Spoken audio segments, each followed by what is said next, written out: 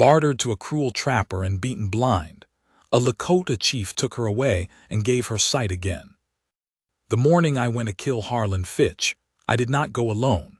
My second, tall dog, rode beside me on a gray horse with one white ear. He had the look of a man who has already decided something and is just waiting for the world to catch up. I had the same look, I think. We had ridden since before the stars went out. Fitch ran a trapline along the Cheyenne River, 6 weeks in autumn and 6 in spring, and he wintered in a dugout camp he'd carved into a cutbank south of the bend. I had known about Fitch for 2 years. He trapped on land the treaty said was ours. He had words for my people that I will not repeat. He had, twice, stolen horses from the young men who pastured the herd east of the ridge. Not enough horses to make war over, barely enough to justify the ride, which I understood was calculated. He was the kind of man who found the exact edge of what you would swallow and lived there. Then he bartered for a woman. Her name was Clara Marsh. I did not know it then. She was the widow of a sod-busting farmer east of the reservation line, a man who had died in the second winter, frozen through, they said, and the story was he went out to see about a steer and walked into a white sky and never came back. The widow had a half-sister in a settlement called Orrin Wells, 2 days east, and she was on her way there on foot, leading a mule with her things tied across it, when Fitch and 2 others came onto her on the trail. He did not steal her outright. That would have brought men with badges. He traded her. That is the word he used, according to the story that reached me through a Métis man named Beausoleil who moved between both worlds and owed me a debt.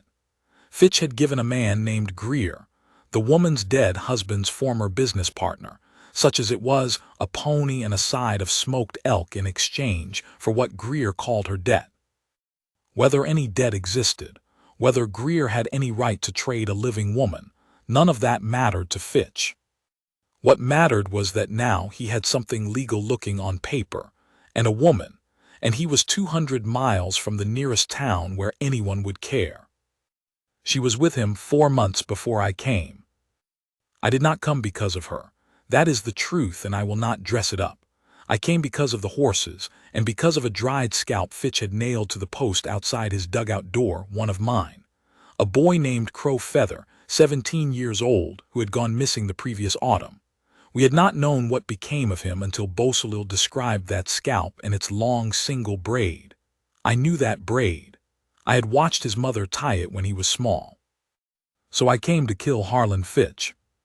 We found him outside the camp at dawn, hunched over a trap he was resetting in the frozen grass near the river. He heard us but did not run. Fitch was not a man who ran. He stood up and put his hands in his coat pockets and looked at us the way you look at weather. He said something about this being a free country. Tall Dog said in English that it was not free for everyone. We tied Fitch and his 2 men. I sent Tall Dog to hold the horses and I went inside. The dugout was low and it smelled of rancid grease and wood smoke and something under that I could not name at first, something sharp and sweat-sour and wrong. There was a fire, guttered down to coals. There was a cot along the far wall, a table, a crate of tools, hung pelts making the ceiling lower than it was. She was on the dirt floor in the far corner, sitting with her back to the wall, knees drawn to her chest, wrapped in a filthy blanket. The right side of her face was swollen past useful, the eye closed entirely in a mound of bruised skin gone yellow-green at the edges, which told me it was old, not new. The left eye was open, and it tracked when I came through the low door, tracked me the way an animal tracks a sound it cannot yet identify, ears up, body still, ready. I said in English, "I am not him." She didn't move. I crouched down so I wasn't standing over her. The coals threw almost no light. I said, "His name is Fitch. We have him outside. We are Lakota. You are not in danger from us." She said very quietly, "I can't see you well." I said the eye. She said both. He hit my head. 3 weeks ago, the right one closed and then. She stopped. She pressed 2 fingers carefully to her left temple. "Then this one went wrong too," she said. "Like water in a bucket. goes to the edges and doesn't hold. She was not panicking. I noted that. She was telling me about her vision the way a soldier tells you about a wound, organized, precise, trying to give you useful information. I found out later she had been sitting in that corner trying to remember details about the inside of the dugout, memorizing distances, deciding what to do if she had to do it without seeing. She had been sitting there in the dark of her own broken sight, planning. I brought her out of that hole into the gray morning. She did not make a sound when she crossed the threshold, though the cold was severe. She stood in the flat light with her chin up, one eye ruined shut, the other turned in the direction of Fitch. She could not see him clearly, she told me later, only the shape of him, a blurred dark mass, but she faced him. Fitch said something about what he would do when he got free. She said steadily, "You won't get free." She was right. I left him and his men tied where they were and sent a rider to the nearest army post with a message. What happened after that was not my concern. Crowfeather's scalp I took down from the post myself. I should have brought Clara Marsh to the nearest settlement and left her there. That was the sensible thing, the proper thing. It was what I told myself on the ride back west, while she sat behind Tall Dog on the gray horse, upright, one hand on Tall Dog's belt to keep her balance and the other in her lap, fingers loose. She did not hold on to Tall Dog like she was afraid. She held on like a person adjusting to something temporary. The settlement was 2 days east. The reservation was 1 day west. She had a head wound that was affecting her sight. The nearest doctor in the settlement was a man I had no reason to trust. I had a woman in my camp. I will call her by the name she used with whites, which was Miriam, though her Lakota name was longer and had to do with the color of evening clouds, who had cared for eye wounds before. She had kept 3 men from going fully blind, as well as 1 child who had been struck by a branch. I told myself that was the reason. It was true, but it was not all of it. My wife had died 3 years before, fever late summer. We had been together since I was 22 years old. Afterward, I ran the band and managed the treaty negotiations and kept the young men from getting killed and settled disputes and held the thing together, and I did all of it from inside a kind of stillness that I could not explain to anyone. Not cold, not numb, quieter than that. Like a fire that has burned down to coals, and you know it is still warm, but you are not sure it will take wood again. I'm not saying Clara Marsh changed that, not right away. I am saying I noticed the stillness less, that first day, than I had in 3 years. We rode west.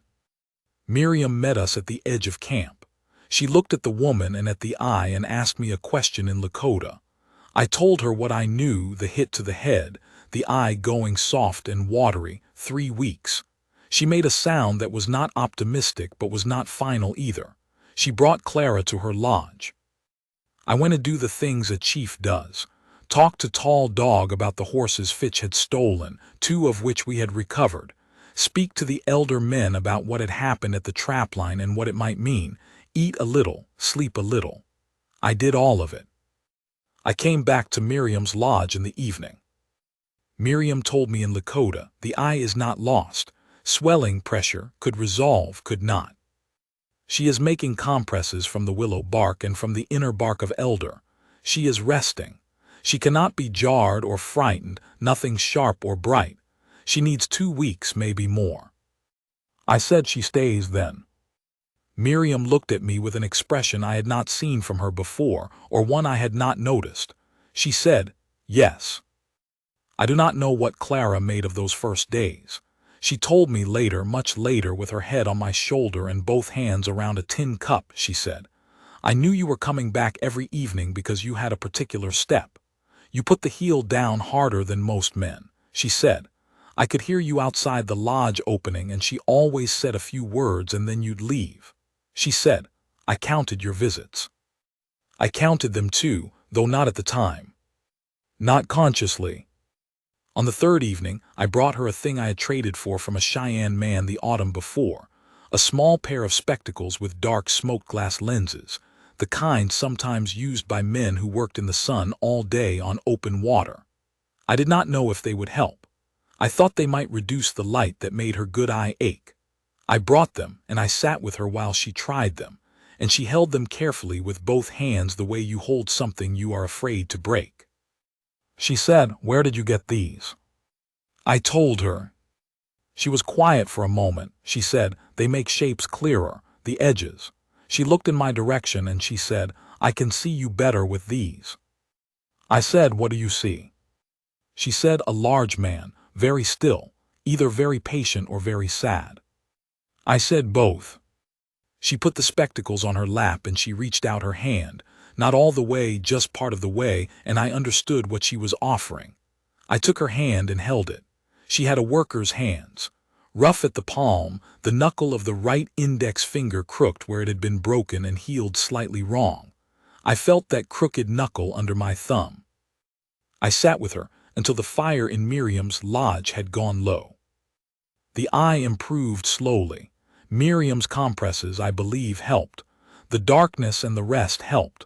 By the second week, Clara could distinguish faces at close range. By the third week, she could move around the camp without help, though she was cautious about distances, and she sometimes stopped and stood very still, taking in what she was looking at, cataloging it. I watched her those weeks, not in a way she would have felt as watched, I hope, but I watched. She was not soft. That is the word I keep returning to. It is a wrong word in one sense because she was not hard either, not in the damaged way. She was not armored. She was not broken. She had been through a brutal thing and she had not gone away inside herself. She was still fully present, still her own person, making her own assessments of everything around her. She would sit outside Miriam's lodge in the afternoon and watch the children and ask questions in English, and Miriam would translate. And then she would get answers in Lakota and Miriam would translate back and she stored those answers.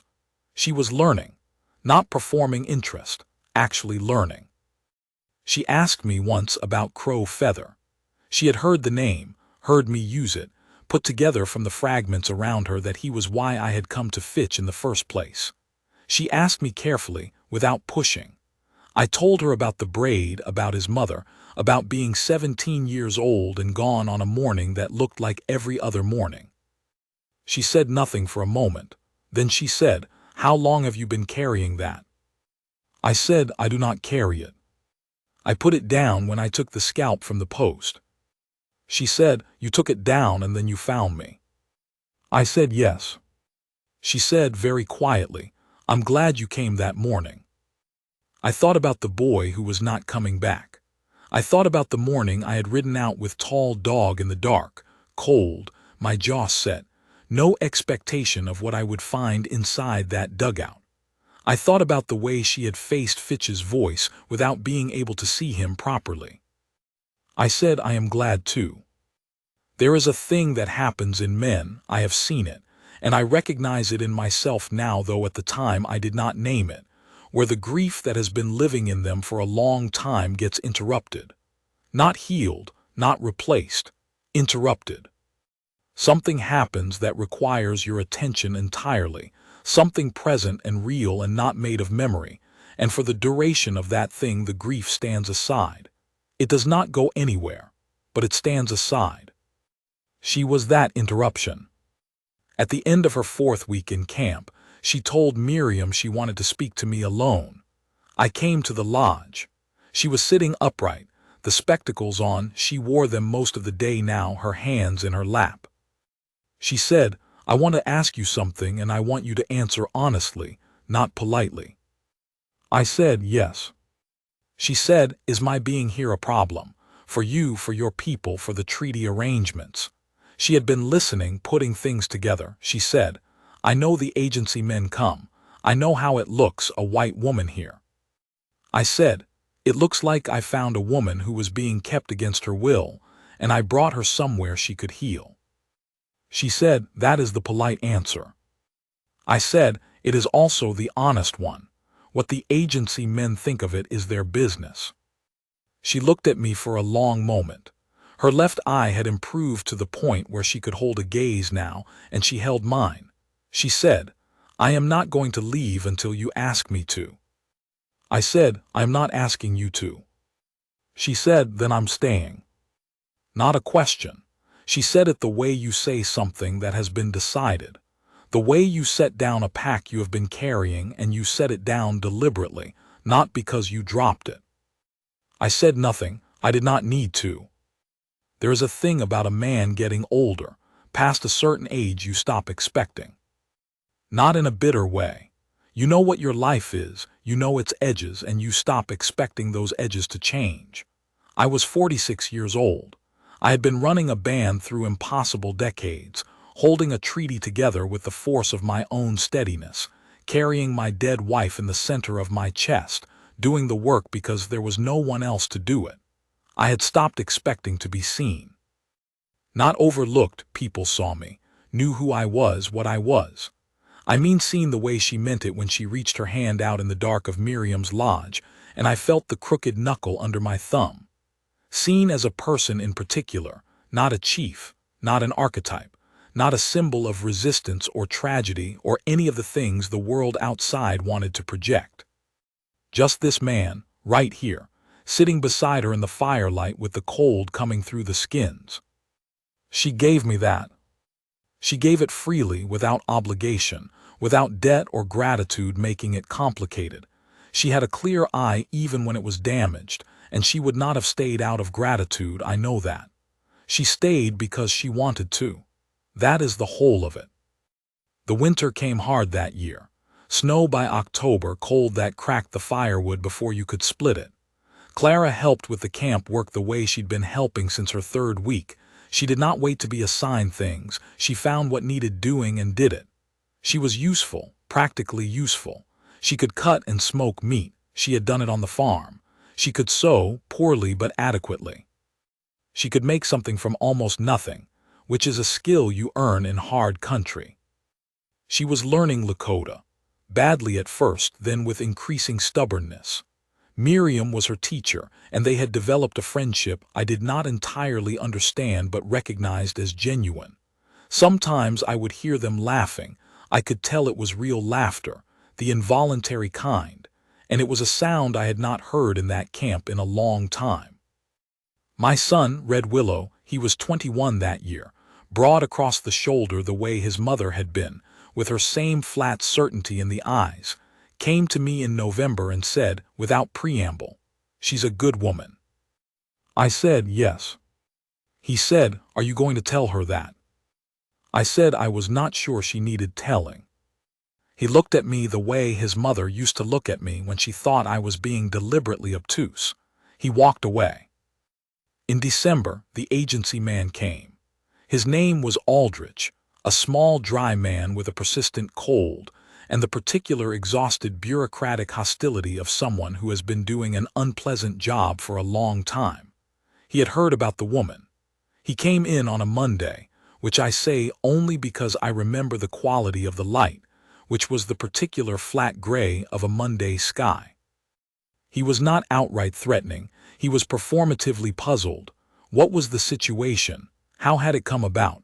There were concerns, he said, about propriety, about the implications. Clara was there.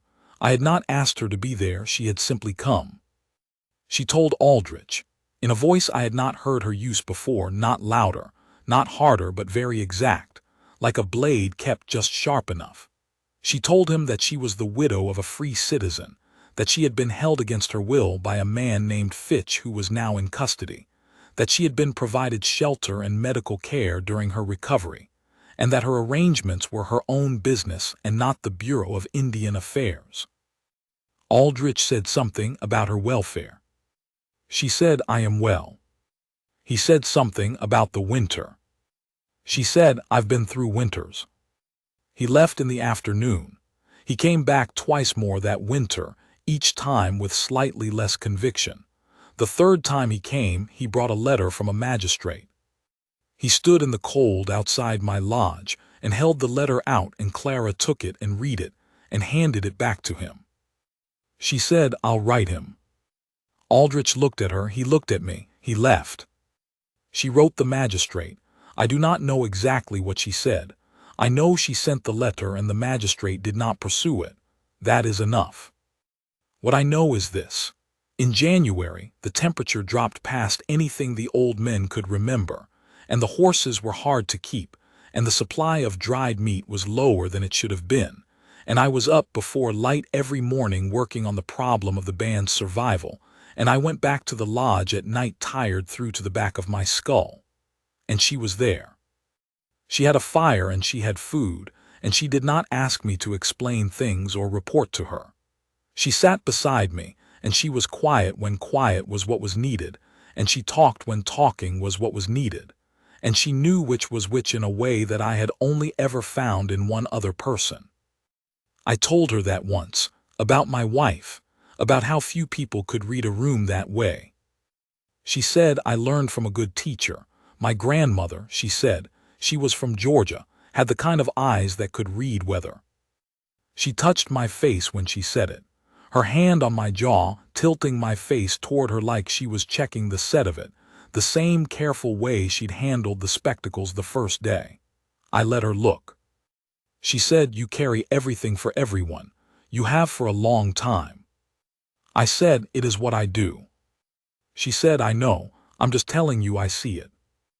There was no ceremony between us that winter.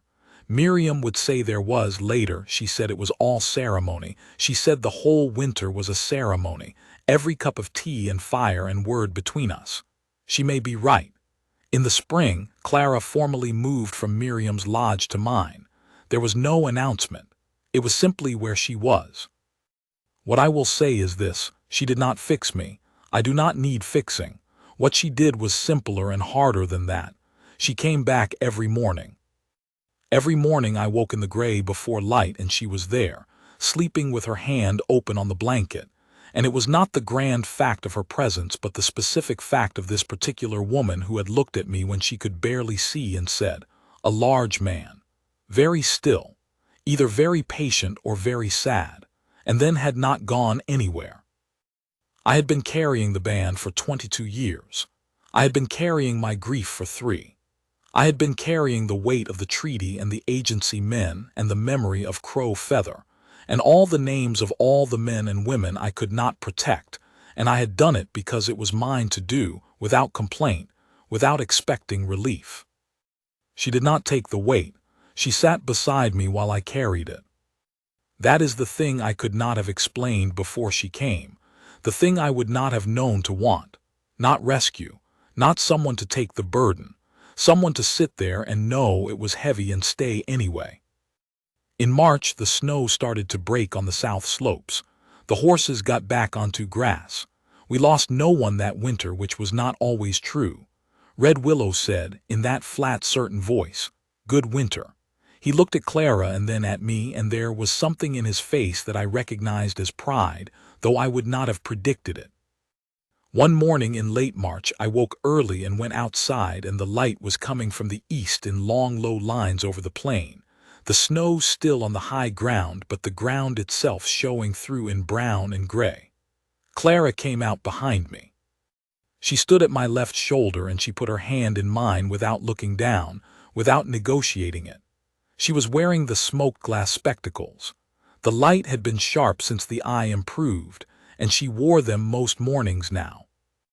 I thought about the morning I had ridden to Fitch's camp in the dark with Tall Dog on the gray horse.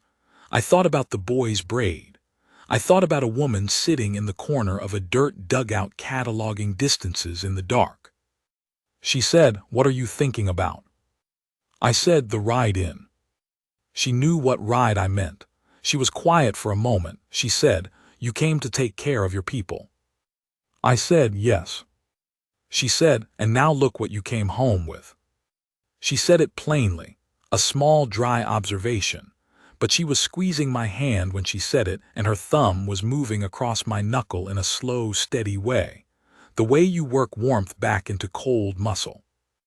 I looked out over the plain and the breaking light and the horses moving at the far edge of the flat, and I thought, yes, look what I came home with.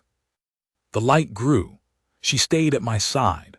The horses moved through the bright, cold air, and the world did not require anything of me just then, except to stand there and see it. I stood there and I saw it.